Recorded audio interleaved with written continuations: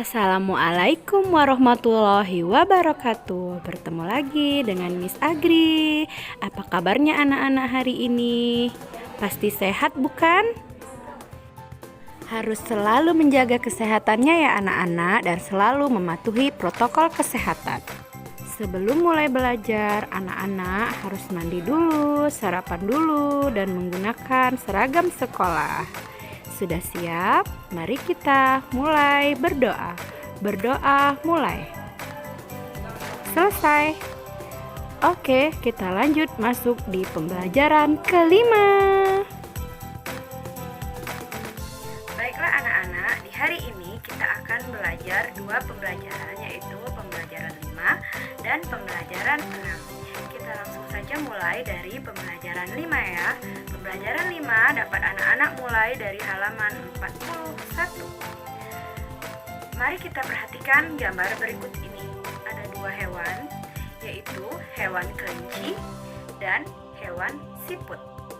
Ayo amati apa perbedaan dari kedua hewan tersebut.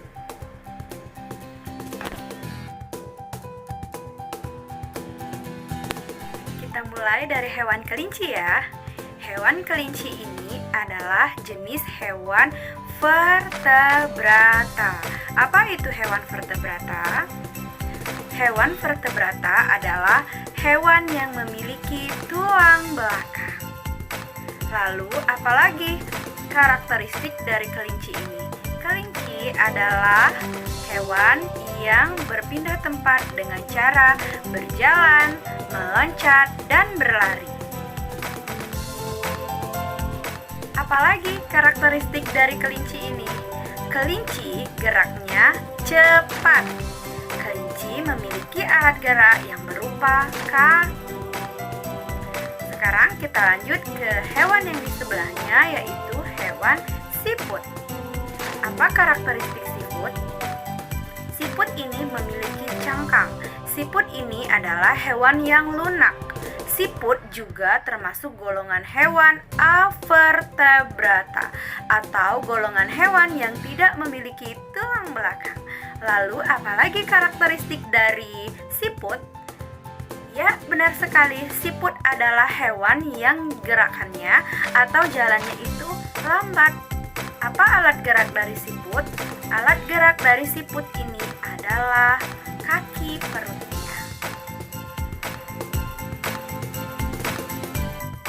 Fungsi utama dari kaki siput ini adalah untuk berpindah tempat.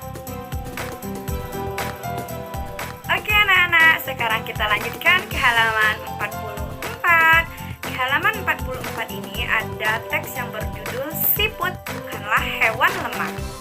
Ini kembali ke pembelajaran bahasa Indonesia, masih tentang ide pokok dan kalimat pengembangnya. Dijelaskan saja ya inti dari bacaan ini. Untuk teks secara keseluruhan dapat anak-anak baca sendiri.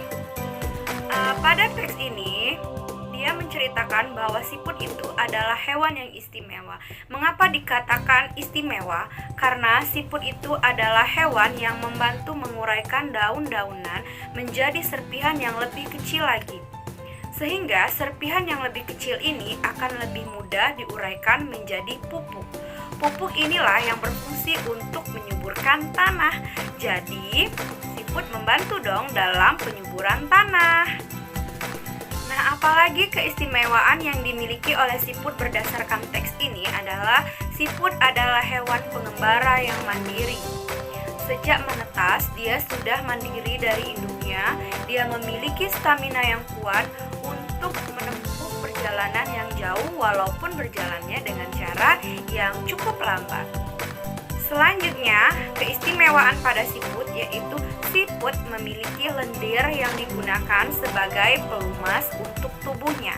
Lalu siput memiliki cangkang. Cangkang yang digunakan siput ini adalah untuk melindungi dirinya dari serangan predator. Nah anak-anak, jadi siput bukanlah hewan yang lemah ya. Siput memiliki keistimewaannya tersendiri.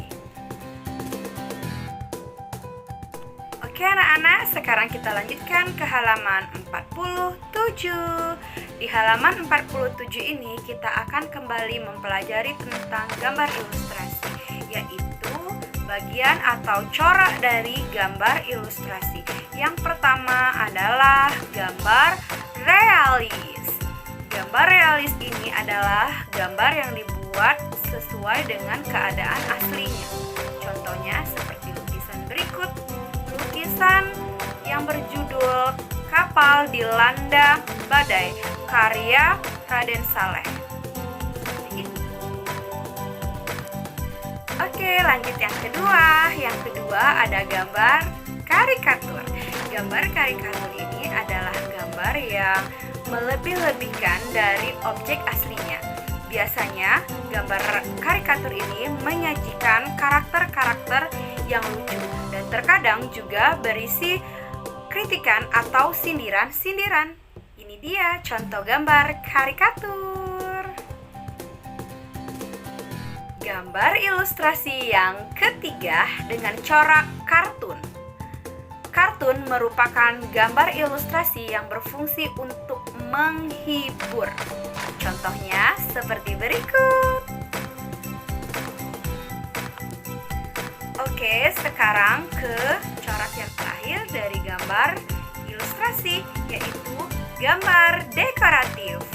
Gambar dekoratif ini adalah gambar yang disajikan dengan mengubah objek aslinya, tetapi tanpa mengurangi ciri khasnya.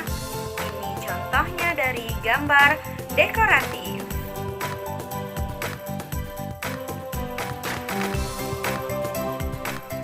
Oke, sekarang ada tugas yang selanjutnya buat anak-anak. Anak-anak sekarang ditugaskan untuk menggambar salah satu dari corak gambar ilustrasi. Boleh menggambar realis, boleh menggambar karikatur, boleh menggambar kartun, dan boleh juga menggambar dekoratif. Yang mana anak-anak mau menggambar, silahkan pilih.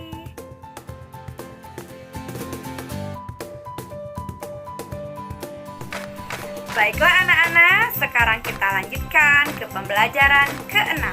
Pembelajaran ke-6 ini adalah pembelajaran terakhir di subtema yang pertama.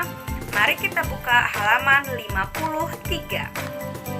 Di halaman 53 ini ada teks yang berjudul Gerak Kupu. Ini masih tentang ide pokok masing-masing paragraf. Tetapi di sini anak-anak tidak usah mencari ide pokoknya ya. Miss hanya akan menceritakan inti dari bacaan ini. Untuk isinya dapat anak-anak baca sendiri ya. Jadi, kupu-kupu adalah termasuk serangga yang istimewa. Mengapa dikatakan istimewa? Karena kupu-kupu ini adalah satu-satunya vertebrata yang bisa terbang. Ya, benar sekali. Jadi, gerak dari kupu-kupu ini adalah dengan cara terbang. Kupu-kupu termasuk hewan vertebrata. Nah, anak-anak, tahukah anak-anak bahwa sayap kupu-kupu itu sebenarnya transparan? Lalu, kenapa sayap kupu-kupu terlihat berwarna-warni? Jawabannya ada di paragraf ketiga. Karena perbedaan kecerahan di setiap lapisan dari sayap kupu-kupu. Lalu, apalagi yang membuat hewan kupu-kupu ini istimewa? Yaitu kupu-kupu ini mampu terbang sejauh ribuan kilometer. Dan kupu-kupu ini juga mampu bertahan hidup pada suhu yang dingin, yaitu di bawah 30 derajat Celcius. Nah, sekarang agar anak-anak lebih jelas lagi tentang perbedaan dari hewan vertebrata dan avertebrata, Miss punya video pembelajarannya. Mau nonton? Mau ya? Agar lebih mengerti lagi dong pastinya. Nah, mari kita menyimak video pembelajaran tentang perbedaan hewan vertebrata dan avertebrata. Selamat menyaksikan ya anak-anak.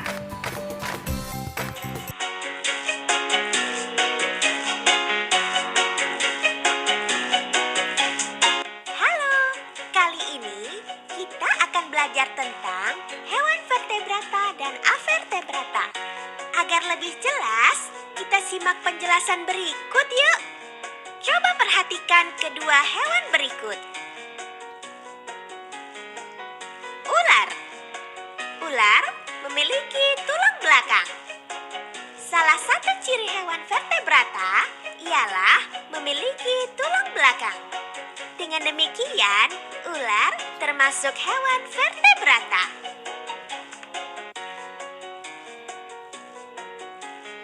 Cacing.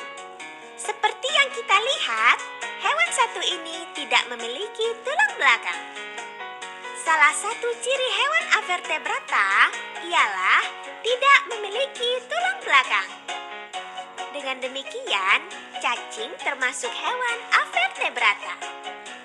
Kita cari tahu hewan selanjutnya yuk.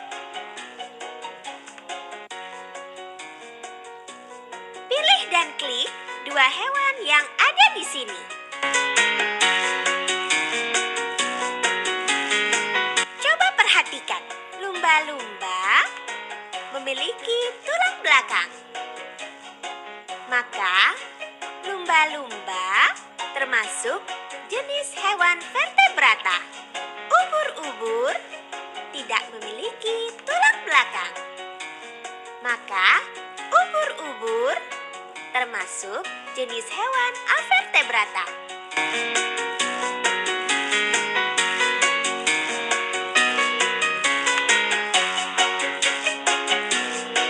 Coba perhatikan, ikan memiliki tulang belakang. Maka, ikan termasuk jenis hewan vertebrata. Cumi-cumi tidak memiliki tulang belakang. Maka, cumi-cumi termasuk jenis hewan avertebrata.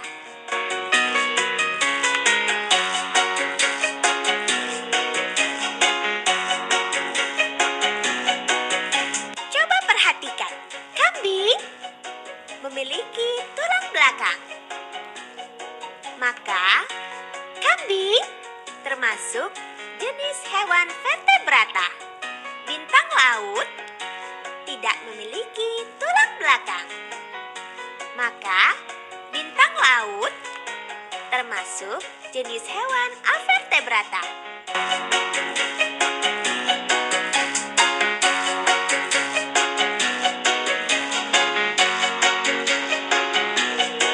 Coba perhatikan, burung memiliki tulang belakang. Maka, burung termasuk jenis hewan vertebrata. Siput tidak memiliki tulang belakang. Maka, siput termasuk jenis hewan avertebrata.